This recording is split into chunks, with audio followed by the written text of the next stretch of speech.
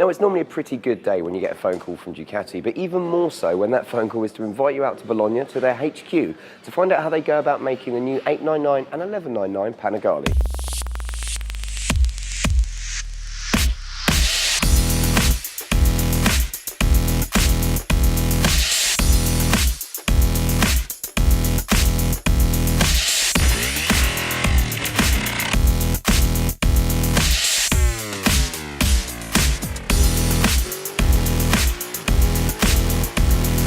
So the day started off with a quick tour around the factory, which was pretty impressive.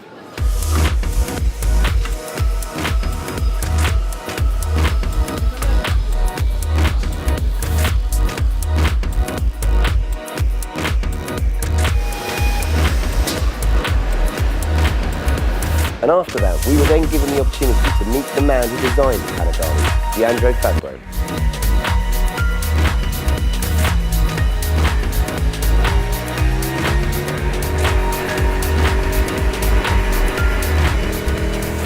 Thank you for letting us come in today.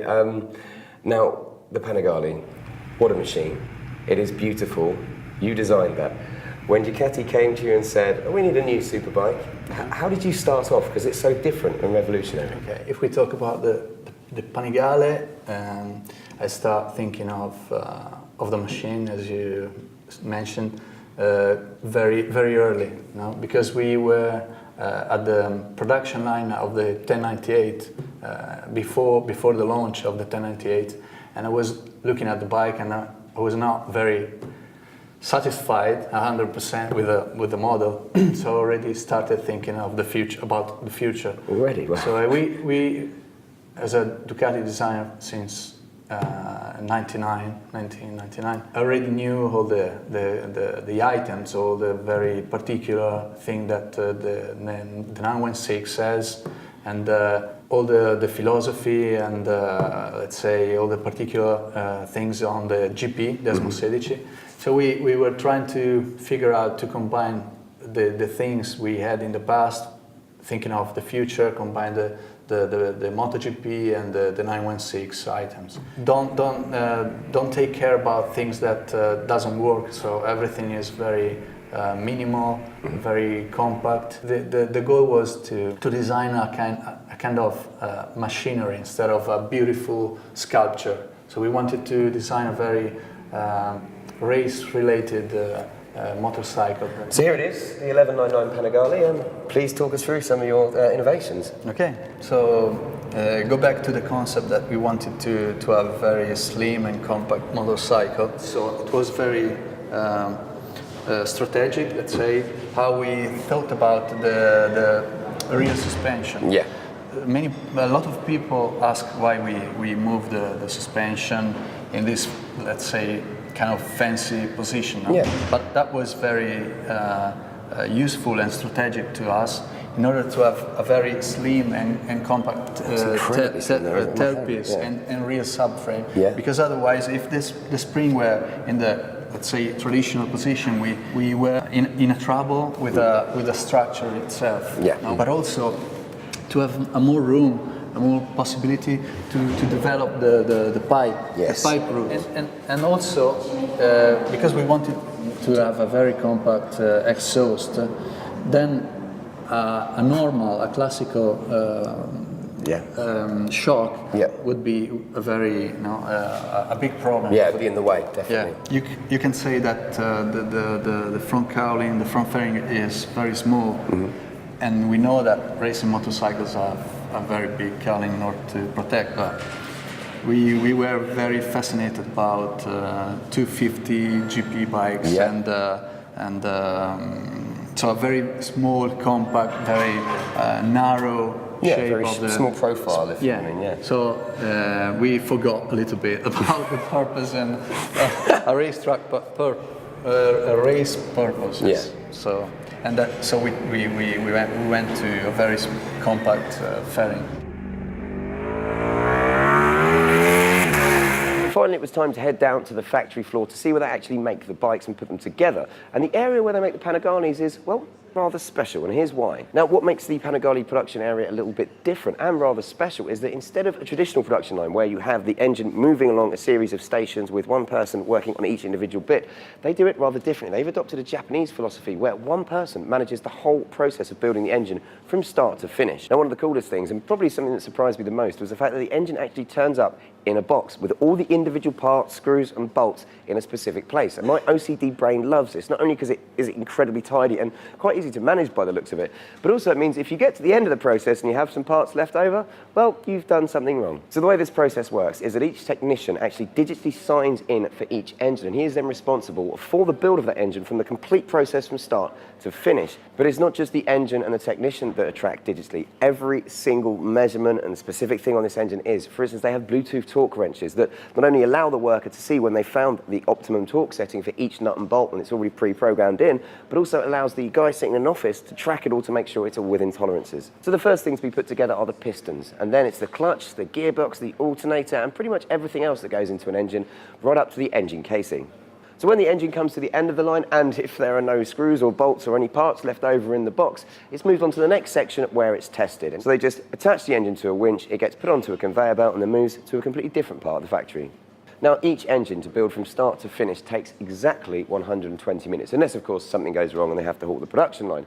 And once it has been tested and verified to be working absolutely fine, it goes on to a more traditional production line where the rest of the bike is put together. While we're there, we're also very lucky because it's not just the normal Panigales that they make on this production line. Oh no, as you can tell from some of the magnesium coating on this one, they also make the Superleggeras there. About, I believe, one a day for the 500 limited run that they're doing. So on the next production line, in goes all the major components you're familiar with on a bike. For instance, the brakes, suspension, exhaust, wheels, switchgear, and even the tyres.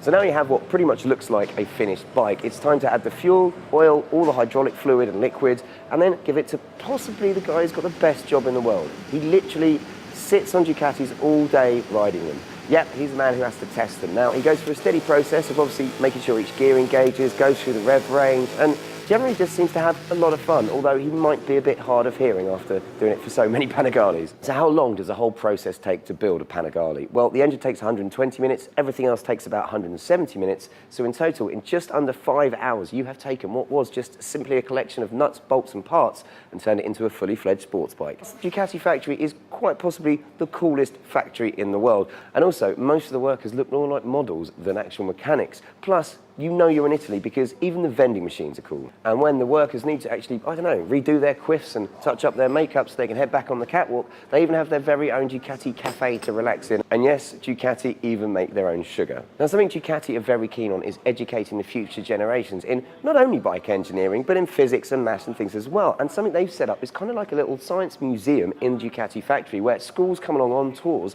and the children are encouraged to not only find out about how bikes are made and the engineering behind it, but also allowed to play and fiddle with engines and things like that to make it a little bit more exciting. And you'll also catch loads of these kids walking around the museum, which has to be one of the coolest places in the factory. Now, what I love about the museum as well is it showcases Ducati's full history, from a company that used to make tiny little cameras and automated calculators through to a company that has become one of the most prestigious bike marques on the planet. And of course, there are one or two nice bikes there as well. Everything from Ducati's first ever engine, which was something you attached to a push bike, believe it or not, right the way through to Rossi's GP13 from last year.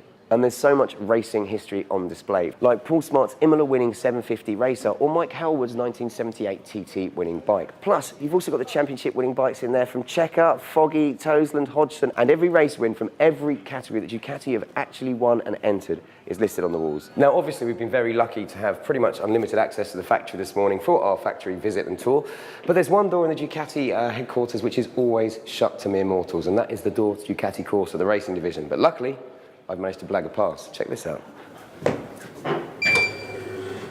Hi, Julian. Hello, Luke. How are you doing? Very well. Thank you so much for having me. Come on into the Ducati Corsa corridor, basically, and that's as far as you're going to go. Is this it? This is it, more or less. Right, because it's all secret everywhere now, isn't it? Well, more or less, yeah. Yeah, there's wizards and stuff making magic things. We have a few offices here on the left and right. There are a few meetings going on, obviously. Can we go in there? No, not that one at the moment. No. Sorry about that. No. And there's a electronic systems meeting going on here. And of course, there's the room of the general manager, Mr. Luigi Dall'Igna, who came on board this year. That's right. Yeah.